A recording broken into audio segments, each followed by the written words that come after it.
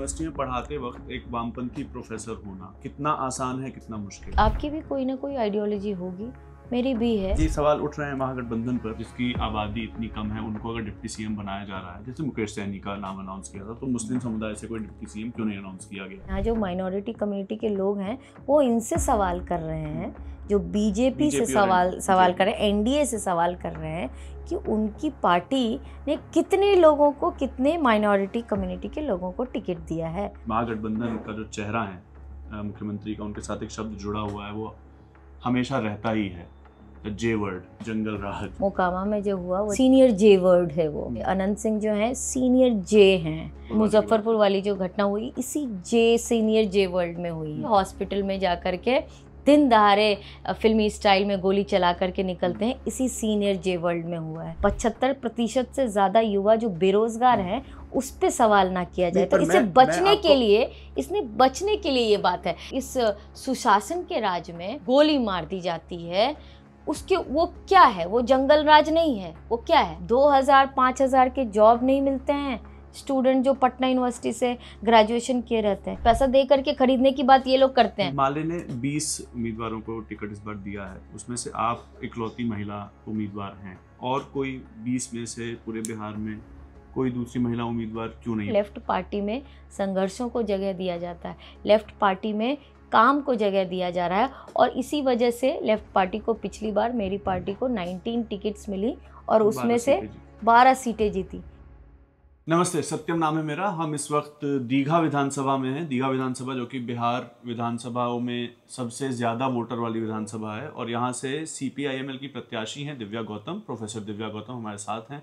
उनसे हम बात करेंगे। दिव्या जी, बहुत शुक्रिया खबरगांव से बात करने के लिए। शुक्रिया आपको। पहला मेरा सवाल आपसे ये है कि जहाँ भी हम देखते हैं, क्योंकि जब से आपका कैंपेन शुरू हुआ है, जब से खबर हुई कि आप चुनाव लड़ेंगी, आपने नॉमिनेशन फाइल किया, आपका एक इंट्रोडक्शन ये है कि प्रोफेसर दिव्या गौतम हैं, जो कि सुशांत सिंह राजपूत की बहन भी हैं, या सुशांत सिंह राजपूत की बहन दिव्या गौतम चुनाव लड़ रही हैं।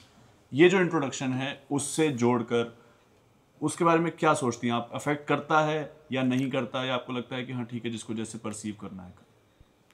देखिए, आगे अभी आप बात करके जाएंगे, आप क्या उसमें इंट्रो लगाते हैं, क्या आप अपना स्टिकर लगाते हैं, इसमें मेरा कोई कंट्रोल नहीं है, और मुझे मैं रोक भी नहीं सकती हूँ आपको, है ना।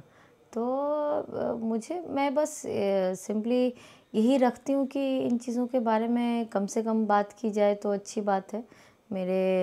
मैं किस परिवार से आती हूँ, कौन मेरे भाई हैं, इसमें दिलचस्पी लोगों की रहती है, क्योंकि वो एक फिल्म इंडस्ट्री से जुड़े हुए रहे हैं, और जो अनफॉर्चुनेट इंसिडेंट रहा, तो जिस वजह से लोगों की दिलचस्पी रहती है, और जो बात करने आते हैं तो उनको लगता है कि उसमें व्यूज़ आएँ, तो ऑब्वियसली उनको जो चीज़ें सेल होती है मार्केट में, वो चाहे पॉलिटिकल पार्टी हो या मीडिया हो, तो ऑब्वियसली वो अपने फ़ायदे की बात तो करेंगी। लेकिन वो मेरे भाई थे, ये तो मैं जब जन्म ली तब से मुझे पता है, और मैं उनको याद करती हूँ, बहुत मेरे लिए इंस्पिरेशन है। इससे ज़्यादा मुझे उनका मेरे पॉलिटिकल करियर में इन चीज़ों के ऊपर, मेरे पर्सनल लाइफ, मेरा पर्सनल रिलेशनशिप पे बहुत ज़्यादा बात होती है, तो मुझे पसंद नहीं आता। वो निजी जिंदगी। हाँ, मेरे पिताजी आज तक कभी मीडिया से कभी कोई बात नहीं की है, आज तक नहीं, कभी नहीं। तो और उनकी अपनी स्पेस है, अपना उनका स्पेस है, मैं उसमें उनको इंटरफेयर भी नहीं कर सकती कि जिनको प्राइवेट लाइफ है, मेरा एक पब्लिक लाइफ रहा है। तो मेरे से जुड़े हुए जो लोग हैं उनको इस तरह से उनके बारे में बात करके ये करना मुझे पसंद नहीं है। लेकिन it's up to you, it's up to media channels, it up to other. कुछ लोग जो हैं मुझे उनको प्यार करते हैं, इसलिए उनके बारे में बात होती है तो बहुत इमोशनल भी हो जाते हैं, तो वो अपने इमोशंस को दिखाने के लिए भी कई बार हमसे बोलते हैं। मैं थोड़ी अनकंफर्टेबल होती भी हूँ, लेकिन ठीक है, जो लोग प्यार से करते हैं वो अलग चीज़ है, अलग बात है, लेकिन इस्तेमाल करना इज़ नॉट गुड। एंड वो चाहे हम करें या आप अपने मीडिया के लिए करें, कोई भी करे, उनके नाम का इस्तेमाल करके कुछ फ़ायदे हो जाएं, तो वो सही चीज़ नहीं है। और जो जनता है जो यहाँ जब आपने चुनाव लड़ा और जब जा रही है ग्राउंड पर, तो वो जनता आपको किस तरीके से जानती है? आपकी क्या पहचान जनता के बीच में बन रही है? हाँ, जब मैं उनसे बात करती हूँ, जब वो मुझे सुनते हैं, और जब उनसे बातचीत होती है तो ऑब्वियसली वो मुझे एक एज अ होप तो देखते हैं कि जिस जगह पे इतनी दिनों से जिनको मौका दे करके वो देखें, और उनके मौका देने के बावजूद वो उनके एस्पिरेशन पे उनकी जो कॉमन मिनिमम चीज़ें हैं, रोड है, नालियाँ हैं, हेल्थ केयर है, जो स्कूल्स हैं, सरकारी स्कूल हैं, ये जो कॉमन जो डे टू डे लाइफ की जो चीज़ें हैं वो तक फुलफ़िल नहीं हो पाया, तो ऑब्वियसली उनको लगता है कि I am hope for them. Sanjeev Chaurasia का ये 2015 से वो चुनाव जीत रहे हैं। पिछली बार भी वो उन्होंने शशि यादव को जब हराया तभी भी 46,000 के आसपास का फर्क था, और वो लगातार हैं बीजेपी का गढ़, एनडीए का गढ़ माना जाता है। दीघा विधानसभा क्षेत्र सबसे ज़्यादा वोटर्स वाली विधानसभा है। पिछली बार भी शशि यादव भी थी, इस बार आप हैं। क्या वो चीज़ें हैं जो आपको इस पर यकीन दिलाती हैं संजीव चौरसिया को आप मतलब कॉन्टेस्ट करेंगी तो आप उनको हरा भी सकती हैं? क्या वो मुद्दे हैं विधानसभा के? मैं यहाँ पे वही चीज़ें लेकर के भी आई हूँ कि जो उनके खिलाफ जो एक एंटी इनकम्बेंसी है बहुत ज़्यादा है, और जो लोग उनको ट्रेडिशनली वोट भी करते आए हैं वो भी नाराज़ हैं। उनको भी लगता है कि जिनको इतना मौका दिया गया, तो उनका जो अभी मैं जा रही हूँ सड़क के ऊपर, वो बोल रहे हैं कि ये सड़क तक नहीं बनी है। अभी 2 दिन बारिश हुई है, अभी हालत देख लीजिए पटना की क्या हालत है। इस जगह पे जो यहाँ इंद्रपुरी और इन जगहों पे जो इलाके हैं, बस अपने नाम का बोर्ड बनवा दिए हैं। अपने फंड से उन्होंने क्या किया है इसका कोई रिपोर्ट कार्ड वो आज तक दिए हैं? जहाँ जा रहे हैं, मैं पाटलिपुत्रा जैसे इलाके में जो मिडिल क्लास फैमिली का एक स्पेस माना जाता है, वहाँ तक लोग बैनर बना करके रखे हुए हैं कि डोंट कम इन माई गली। आपने जो काम नहीं किया, हमने रोड नहीं बनाया, मेरे गली में नहीं आइए। हम जहाँ जा रहे हैं वहाँ वही इस तरह के पोस्टर्स आए, तो लोगों के मन में जो नाराज़गी है, और वो चाहते हैं कि ऑल्टरनेटिव आए, और वो चाहते हैं इसलिए नहीं चाहते हैं कि बस कोई और आ जाए। वो चाहते हैं कि जो उनके जो मांगे हैं, जो उनकी जो ज़रूरतें हैं, जो एक सिविल सोसाइटी में, एक सोसाइटी में रहने के लिए अगर हम बाहर जाएं तो एक अच्छी सड़क हो, उनके बच्चे अगर स्कूल जा रहे हैं तो ट्रैफिक में ना फंसें, जो स्कूल के जो फ़ीस हैं, जो बेतहाशा जो प्राइवेट स्कूल्स की जो फ़ीसें हैं वो बढ़ रही हैं, उस पे हो। जो लोग झुग्गी झोपड़ियों में रह रहे हैं, अभी उनकी हालत देखिएगा, घर में पानी उनके टपक रहा है, फिर भी उनको कई सारे 25 से ज़्यादा झुग्गी झोपड़ियों को हटा दिया गया और उनको डिस्प्लेस नहीं किया गया, जबकि उनसे ही इकॉनमी चल रही है पटना राजधानी की। उनको हटा दिया गया।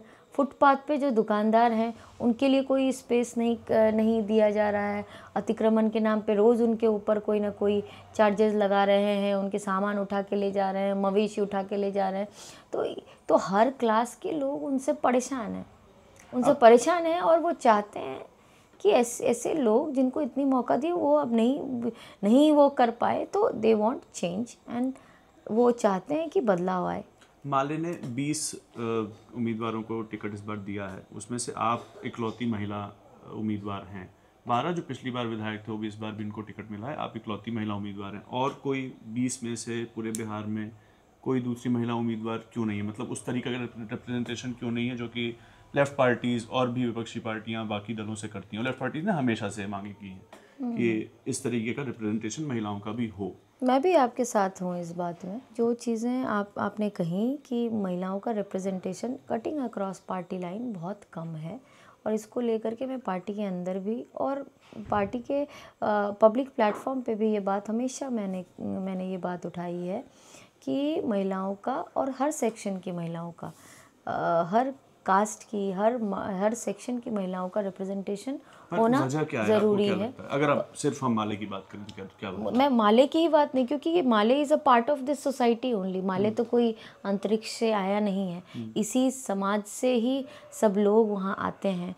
इसी समाज में जो लड़कियां हैं, अगर जितने भी आप पॉलिटिकल एक्टिविज़म में भी मैं रही, तो उसमें भी जो घर से जो सपोर्ट होना चाहिए, कितनी महिला अभी रात के 11-10 बजे आप हम लोग से बात करने आए, आपकी पूरी टीम लड़कों की टीम है, एक भी लड़कियां नहीं है, क्यों नहीं है?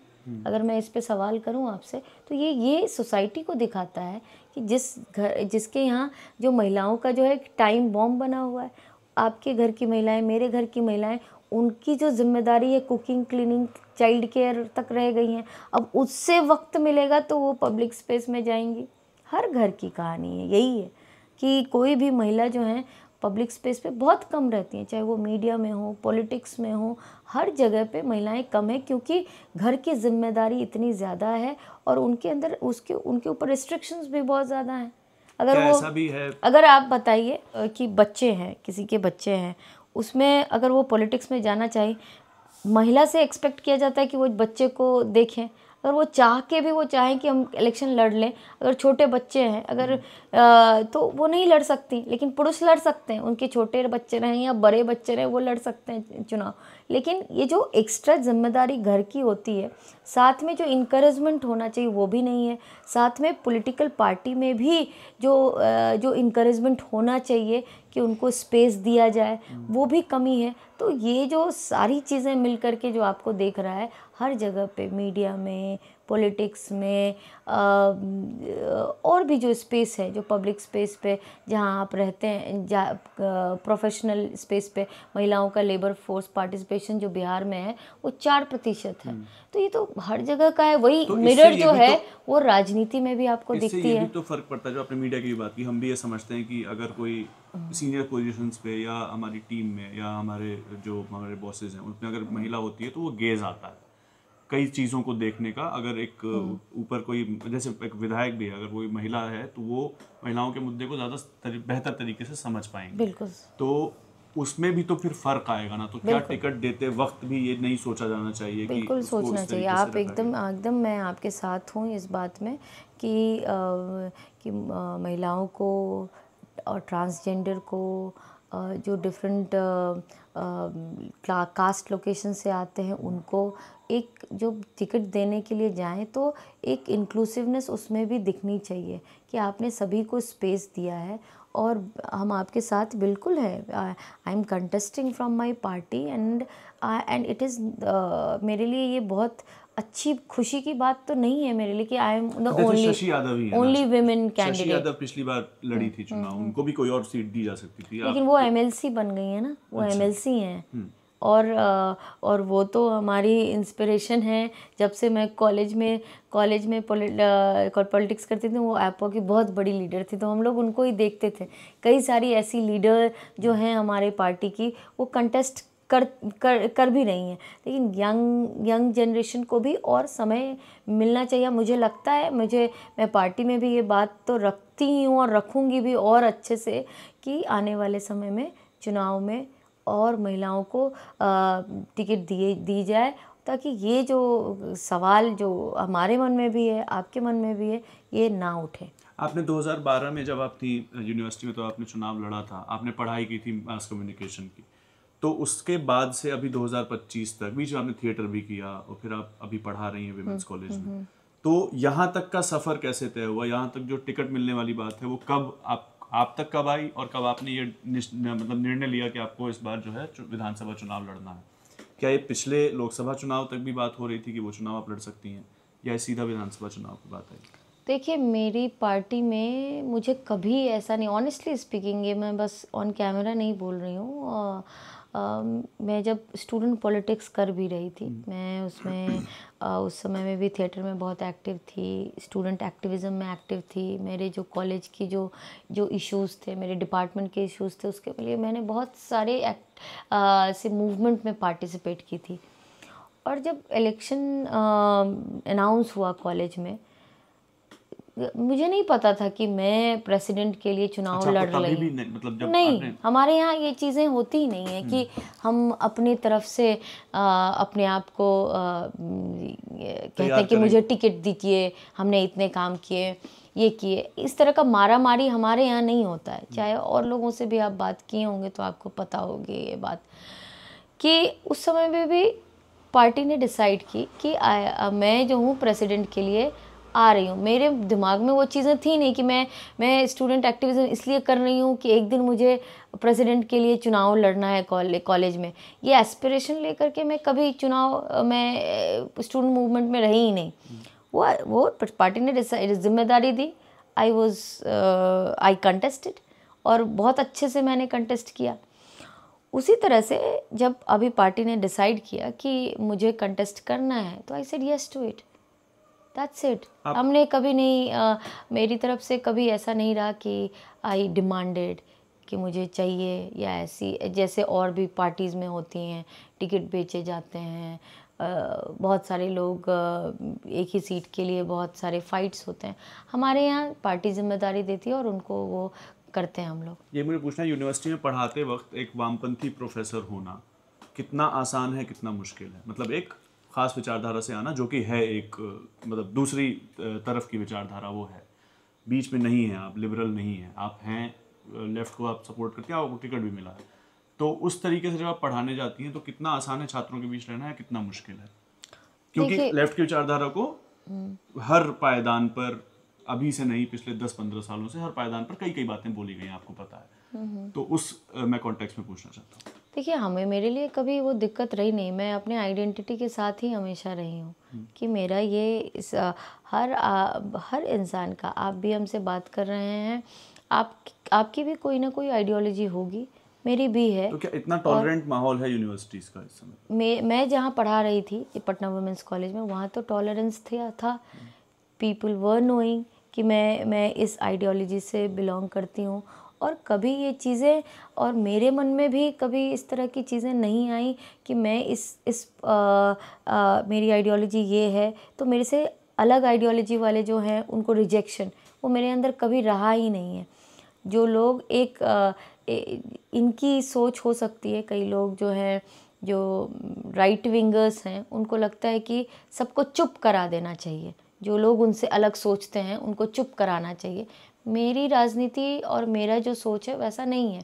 हम अपने ओपिनियन वॉइस करते हैं, मेरी अपनी आइडियोलॉजी, दूसरे लोगों की अपनी, ये डेमोक्रेसी है और उसमें सबका होना ज़रूरी है। बस यही है कि आप एक ऐसा जस्ट इन्वायरमेंट बनाइए जो संविधान कॉन्स्टिट्यूशनल हो। कोई भी चीज़ें ऐसी ना हो कि अनकॉन्स्टिट्यूशनल हो, जो आपके लोकतंत्र को खतरा पहुंचाए, आपके संविधान को खतरा पहुंचाए। तो ये तो ब्यूटी है इस डेमोक्रेसी का कि जिसमें हर तरह के आइडियोलॉजी के लोग एक साथ रह सकते हैं, एक साथ डिबेट कर सकते हैं, एंड इट्स गुड।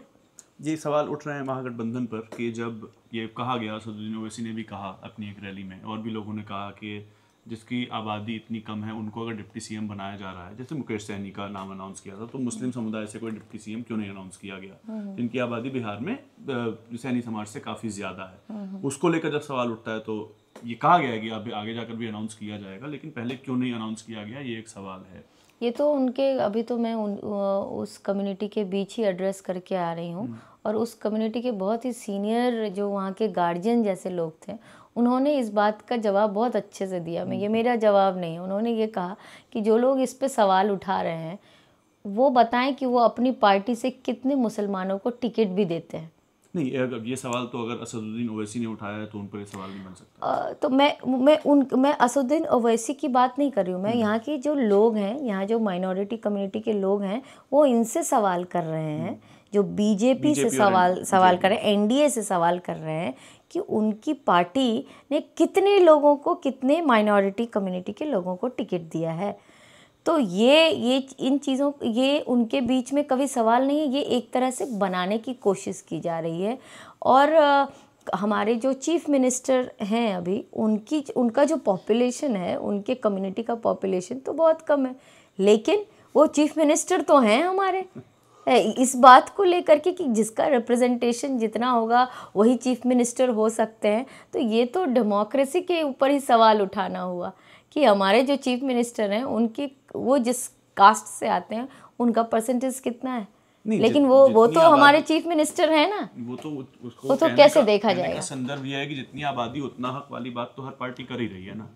तो उस संदर्भ में जब अगर ओवैसी साहब ने भी कहा तो उस संदर्भ में ये बात बोली गई। मैं वही बात कह रही हूँ कि ये कोई मुद्दा ही नहीं है, ये कोई बात ही नहीं है। आपको लगता है कि मुस्लिम समुदाय इस बात से नाराज नहीं है? बिल्कुल नहीं है, वो एकदम एकजुट हैं इस तरह की जो सांप्रदायिक ताकतें हैं उसके खिलाफ। वो बहुत एकजुट हैं और वो चाहते हैं कि ऐसे लोग आएँ जो सबको साथ लेके चलने वाले हों। इस तरह से जो डिस्क्रिमिनेटरी सोच वाले जो लोग हैं वो सत्ता से बाहर जाए। जो मेरे आखिरी 2 सवाल हैं, जो महागठबंधन का जो चेहरा है मुख्यमंत्री का, उनके साथ एक शब्द जुड़ा हुआ है, वो हमेशा रहता ही है, जे वर्ड, जंगल राज। उसको लेकर जब भी सवाल उठते हैं कि 2005 से पहले कुछ नहीं था, मुख्यमंत्री ने कई बार ये बात कही है, हर रैली में कही है, विधानसभा में भी कही है, 2005 से पहले कुछ नहीं था, 2005 के बाद सब कुछ हुआ है। तो वो उससे एसोसिएट करना, उस वाली छवि से एसोसिएट करना, और उसका जब कोई जवाब आपसे भी पूछेगा कि आप तो उस पार्टी के साथ लड़ रही हैं, उन्होंने तो ये किया था बिहार में, अगर कोई जनता भी कहे आपसे, तब आपका ये अगर आता है तो आपका काउंटर क्या रहता है? मेरा कोई काउंटर नहीं है। मैं जो देख रही हूँ अभी 1 दिन पहले ही मोकामा में जो हुआ, वो जे वर्ड ही, सीनियर जे वर्ड है वो जो मैं देख रही हूँ, ये अनंत सिंह जो हैं सीनियर जे हैं। और ऐसे ऐसे लोग जो सवाल उठाते हैं, जो यहाँ पे बालिका जो मुजफ्फरपुर वाली जो घटना हुई, इसी सीनियर जे वर्ल्ड में हुई है। तो NCRB की रिपोर्ट अगर देखें, अभी दिन दहाड़े पटना में इसी सीनियर जे वर्ल्ड में जाकर के, हॉस्पिटल में जाकर के दिन दहाड़े फिल्मी स्टाइल में गोली चला करके निकलते हैं, इसी सीनियर जे वर्ल्ड में हुआ है। तो यहाँ के जो बड़े बिजनेसमैन हैं, उसको दिन दहाड़े पटना की सड़कों पे गोली मार दी जाती है इसी सीनियर जे वर्ल्ड में। तो ये जो है नैरेटिव जो सेट करते हैं, कम से कम अपने अंदर भी झांक के देखें कि ये जो यहाँ का जो लॉ एंड ऑर्डर नैरेटिव तो गया है। आप ये नैरेटिव, ये जो मैं वही कह रही हूँ, ये जो नैरेटिव जो है वो तय करने वाले जो लोग हैं, वो एक तरह के खास वर्ग के लोग हैं, जिनको लगता है कि इस बात को लेकर के जाएंगे तो उनसे जो डेवलपमेंट के ऊपर सवाल नहीं किया जाएगा। रोज़गार में जो इतनी कमी है, 75% से ज़्यादा युवा जो बेरोज़गार हैं, उस पे सवाल ना किया जाए। तो इससे बचने के लिए ये बात है। यहाँ पे ज़्यादातर घरों में अगर आप जाएंगे तो वहाँ पे युवा हैं ही नहीं, कोई घर में रह ही नहीं सकते, क्योंकि यहाँ इंडस्ट्री नहीं है। इस बात पे बचने के लिए ये इनका नैरेटिव तय है। इस पे क्यों नहीं सवाल किया जा रहा है कि कल अभी इस सुशासन के राज में गोली मार दी जाती है, उसके वो क्या है? वो जंगल राज नहीं है, वो क्या है? इसको क्या कहा जाए? गुंडा राज कहते हैं हम जब उसको वो करते हैं, तो ये गुंडा राज ही है, जो किसी को भी कभी भी आप गोली चलती है। अभी इतने मोकामा में लीडर को गोली मार दी गई, रेप, दलित लड़कियों के साथ रेप की घटनाएं हुई हैं। तो इसको हम कैसे देखें? इन चीज़ों को हटा करके आप इस पे सवाल मत करो, लॉ एंड ऑर्डर पे सवाल मत करो। युवा जो है रोज़गार नहीं मांगे, वो जो है सूखे नशे के चक्कर में फंस गए। नया पंजाब आप कह सकते हैं, जो उड़ता पंजाब जो हम लोग जो है, वो उड़ता पंजाब यहाँ पे आप कुर्जी और इन जगहों पे देखें तो सूखे नशे का जो मार्केट है, वो ब्लैक मार्केट जो है, जो इतना बढ़ गया है कि हमारे जो युवा हैं वो उनको काम नहीं मिलता है, और वो इन नशे में और इस तरह की चीज़ों में लिप्त हैं। इनसे सवाल इस पे नहीं किया जाएगा। गीले नशे भी हो रहे हैं क्या पटना में? गीले नशे वो तो आपको भी पता होगा, वो भी तो आपको भी पता होगा इनकी जो और इसमें किसकी संलिप्तता है? मगर अगर आपसे बात की जाए, प्रशासन है, लोकल लेवल पर पुलिस अधिकारी है, या ऊपर तक बात जा रही है? सबकी मिली भगत से ही कोई चीज़ें होती है ना।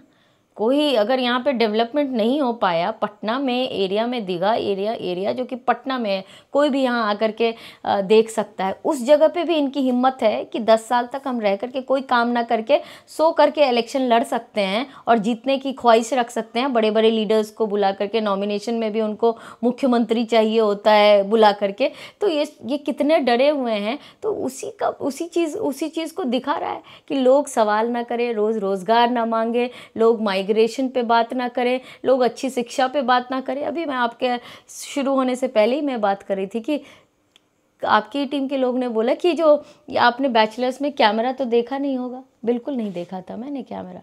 इसी पटना यूनिवर्सिटी में मैंने कैमरा नहीं देखा, क्योंकि मास कम्युनिकेशन पढ़ने में कैमरा तक अभी भी मेरे स्टूडेंट्स नहीं देख पाते हैं पटना कॉलेज के। मास क्यों? कम्युनिकेशन मास कम्युनिकेशन के प्लीज़ जाइए, चेक कीजिए, ये सुशासन के राज में है। कितने टीचर्स फैकल्टीज़ वहाँ पे हैं, वो जा कर के देखिए क्या स्थिति बन के रखे। वोकेशनल कोर्सेज के नाम पे बहुत सारी दुकानें खोल करके रखे हुए हैं, लेकिन उनका प्लेसमेंट चेक करिए कि कितने प्लेसमेंट देते हैं वो। और ये बहुत बड़ी बड़ी बातें करेंगे, हमने ये खोल दिया, हमने वो खोल दिया, लेकिन बच्चे जो हैं वो 3 साल में डिग्री लो, भागो यहाँ से। तुम्हें जॉब मिले ना मिले, 2000-5000 के जॉब नहीं मिलते हैं स्टूडेंट जो पटना यूनिवर्सिटी से ग्रेजुएशन किए रहते हैं। इसका जवाब मांगते हैं तो ये इनका जवाब है वो आएगा, भेड़िया आएगा, जाल बिछाएगा, ऐसा हो जाएगा, वैसा हो जाएगा। क्योंकि यहाँ पे तो तेजस्वी जी के सरकार में ये बात हो रही है कि नौकरी देने की बात हो रही है, महिलाओं को, जीविका की महिलाओं को जो कॉन्ट्रैक्चुअलाइजेशंस हो रहा है, आउटसोर्सिंग हो रही है, उसको रेगुलर करने की बात हो रही है। तो इनको तो डर लगता है, तो ये जो है उसी तरह से लोगों को डराते हैं। लेकिन अब लोग समझते हैं, लोग एक सवाल ये भी उठ रहा है कि हर परिवार को इतना जो पैसा देने की बात है वो किस तरीके से दिया जाएगा। पैसा देने की बात, पैसा दे करके खरीदने की बात ये लोग करते हैं कि अभी जो चुनाव जब से अनाउंस हुआ उससे 1 वीक पहले वो 10,000 रुपए देने की बात कहे, और वो क्या है, घूस नहीं है तो क्या है। यहाँ पे किसी को पैसे देने की बात नहीं हो रही, नौकरी देने की बात हो रही है, उसके तहत जो राशि देने की। हाँ, तो वो कोई घूस देने की बात तो नहीं है कि आप इलेक्शन के 7 दिन पहले आप घूस देने की जो बात कर रहे हैं। यहाँ पे तो बिल्कुल सही है कि जो रोज़ कॉम्पिटिटिव एग्जामिनेशन की तैयारी करते हैं, मैं स्टूडेंट को के बीच में ही रहती हूँ, पढ़ती हूँ, पढ़ाती हूँ। मैंने खुद BPSC क्वालिफाई किया, मैं जानती हूँ दर्द कि सरकारी नौकरी की तैयारी करने में कितनी मेहनत है। और हमारे जैसे लोगों के लिए आसान है, क्योंकि मेरा घर है यहाँ पे। बहुत सारे लोग जो गांव से यहाँ आकर के छोटे छोटे कमरों में जो पढ़ाई करते हैं, उनका पेपर लीक हो जाता है, रास्ते में वो लाठी खाते घूमते हैं। ये सुशासन का राज है। ये आप युवाओं के लिए कर रहे हैं। और जो युवाओं की बात कर रहे हैं, जो बोल रहे हैं कि हमें जो सरकारी जो फॉर्म्स भरने के पैसे नहीं लगेंगे, यहाँ से सेंटर तक जाने के लिए इसकी व्यवस्था की जाएगी, तो इनको तो चुल मचा हुआ है। इनको लग रहा है कि भाई ये तो सही बात कर रहे हैं, तो इनको दिक्कत हो रही है। मेरा बस आखिरी सवाल ये है कि ये आपसे कई बार पूछा जा चुका होगा, कई लोगों से पूछा गया है, और ये कई सालों से सवाल, कुछ सालों से, कई सालों से तो नहीं, पूछा जा रहा है कि लेफ्ट का भविष्य क्या है हिंदुस्तान में, लेफ्ट पार्टीज का। लेफ्ट का भविष्य यही है जो आप हमसे बात कर रहे हैं, और यही भविष्य दिखाता है कि लेफ्ट पॉलिटिक्स में ऐसे लोग भी चुनाव लड़ पा रहे हैं जो बहुत बड़े फैमिली से नहीं आ रहे हैं, एक मिडिल क्लास बैकग्राउंड से आ रहे हैं। हमारे से के अलावा भी जो लोग चुनाव लड़ रहे हैं लेफ्ट पार्टीज से, उनका बैकग्राउंड आप देखेंगे तो आपको लगेगा कि ऐसे लोगों को चुनाव लड़ने के लिए सोच भी कैसे सकते, अगर इन लोगों का ये रहता। तो लेफ्ट पार्टी में संघर्षों को जगह दिया जाता है, लेफ्ट पार्टी में काम को जगह दिया जा रहा है। और इसी वजह से लेफ्ट पार्टी को पिछली बार, मेरी पार्टी को 19 टिकट्स मिली और उसमें से 12 सीटें जीती। इतनी सीटें कोई पार्टी नहीं जीती। तो ये है लेफ्ट का politics. It starts from movement, और वो मूवमेंट का ही पार्ट है। Electoral success is also part of movement, कि वहाँ जा कर के भी लोगों की बात करें। ऐसा नहीं कि करोड़ों रुपए खर्च कर रहे हैं चुनाव में और जैसे ही बन गए तो वो करोड़ों रुपए की उगाही पहले करें और फिर जा कर के कोई बात हो। तो हमारे यहाँ ना टिकट बिकती है, ना पैसे के आडंबर दिखाया जाता है कि 40-40 गाड़ियों का काफिला चल रहा है। हमारी जो पॉलिटिक्स है बहुत क्लियर है, बहुत ही साफ है और लोगों के सामने है। चलिए, इस पे हम इसको इतनी करते हैं। बहुत शुक्रिया हमसे बात करने के लिए। Thank you so much for coming.